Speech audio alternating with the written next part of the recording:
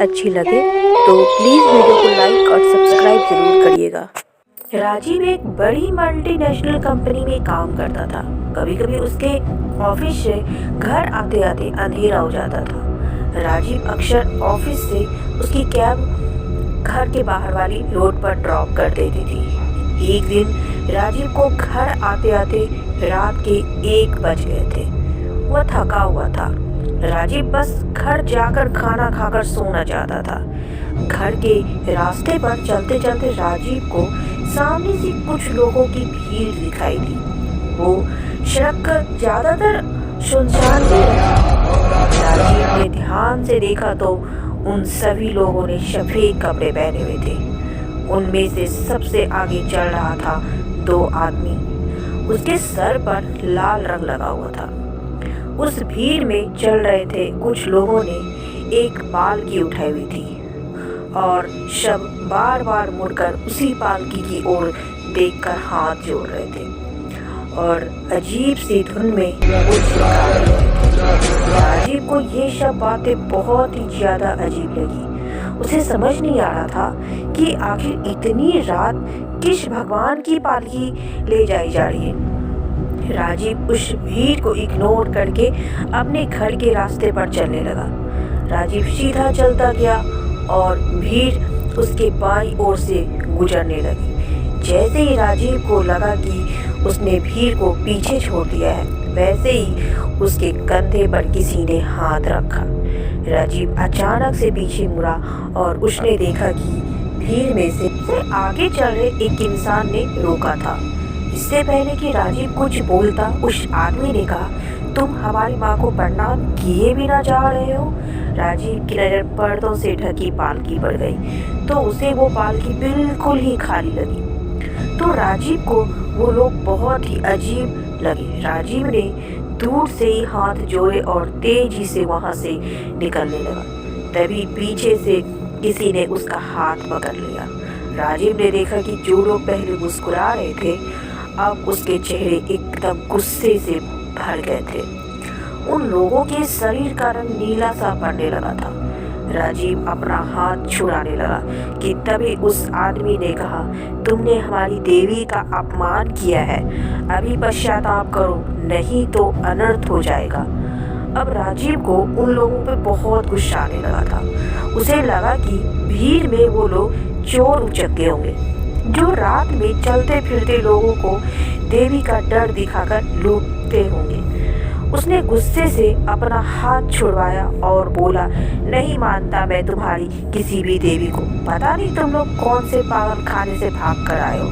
सब के सब इतना कहकर राजीव वहां से चला गया और उसने पीछे मुड़कर नहीं देखा। दरअसल राजीव बचपन से ही अंधविश्वास से दूर रहा था। वो इस हद तक इन सब बातों से दूर हो गया था कि उसने भगवान को भी मानना बंद कर दिया था। राजीव अपनी चाबी से दरवाजा खोलकर घर के अंदर आया तो उसने देखा कि उसकी वाइफ श्रुति सो चुकी थी। वो उसे उठाना नहीं चाहता था, इसीलिए हाथ धोकर अपने लिए वो खुद ही किचन में खाना लेने चला गया। राजीव अभी भी उन लोगों पर गुस्से से बौखला रहा था, पर उसने अपने दिमाग को शांत करने के लिए उसने एक ड्रिंक बनाने का सोचा। उसने विस्की की बोतल उठाई और फ्रिज के ऊपर रख दी। फिर वह फ्रीजर से बर्फ निकालने लगा। तभी उस फ्रीजर पर एक रिफ्लेक्शन देख राजीव घबरा गया और फ्रिज के ऊपर रखी बोतल फ्रिज से सीधा उसके पैरों पर जाकर गिरा। वो बोतल के टुकड़े टुकड़े हो गए और उस बोतल से निकला कांच सीधा उसके पैरों में जाके चुभ गया। राजीव बहुत जोर से चीखा और बोतल के टूटने से एक बहुत तेज आवाज हुई, पर श्रुति अपनी नींद से नहीं जागी और ना ही वो उठकर किचन तक आई। राजीव का दर्द से हालत खराब हो रहा था और वो श्रुति को आवाज दिए जा रहा था। तभी राजीव को उसी गाने की आवाज आने लगी जो गाना पालकी ले जा रहे लोग गा रहे थे। वो गाना सुनते ही राजीव की तो मानो रूह ही कांप गई। वो आवाज उसके घर के बाहर से आ रही थी और उसे ऐसा लग रहा था कि जैसे उसके घर के बहुत सारे लोग चक्कर काट रहे हो। वो एक गाना गुनगुना रहा हो।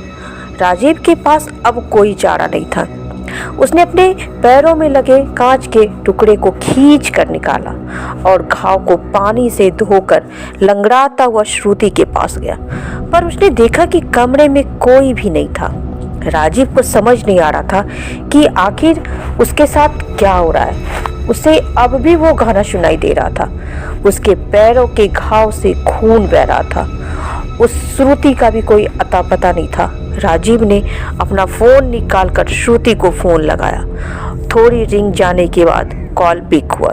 राजीव हड़बड़ाहट में श्रुति से कहने लगा, श्रुति, श्रुति तुम कहाँ हो? मुझे बहुत डर लग रहा है। तुम कहाँ हो श्रुति? पर तभी राजीव ने कुछ ऐसा सुना जिससे उसका दिल दहल गया। सामने से राजीव को उसी आदमी की आवाज़ आई जो उसे उस भीड़ में मिला था और जो राजीव को देवी के नाम से डरा रहा था। उसने कहा, अब भी समय है राजीव, बाहर आओ और बचा लो खुद को। इतना सुनते ही राजीव ने फ़ोन काट दिया और वो कमरे की खिड़की के पास गया। उसने खिड़की से बाहर देखा तो वहाँ पालकी लेकर वही भीड़ खड़ी थी और वही गाना गाई जा रही थी। राजीव की नज़र इस बार जब पालकी पर पड़ी तो उसने देखा कि एक औरत की परछाई दिखी। राजीव को कुछ समझ नहीं आ रहा था। वो सीधा अपने घर से बाहर निकला और उसी पालकी के सामने माथा टेक कर माफ़ी मांगने लगा। उसने कहा, हे देवी माँ, मुझे माफ़ कर दो, मुझसे बहुत बड़ी गलती हो गई। इतना कहकर वह फूट फूट कर रोने लगा। कुछ देर बाद उसने देखा कि उसके आसपास एक अजीब सा सन्नाटा हो गया था। उसने अपना सर जमीन से उठाया तो देखा कि उसी रोड पर बैठा था जहाँ पर उसे वो पालकी पहली बार देखी थी। उसने अपना फ़ोन निकाला, टाइम देखा तो रात के 1:30 बज चुके थे। राजीव के पैरों में से कोई चोट भी नहीं आई थी। राजीव जल्दी से अपने घर की तरफ भागा।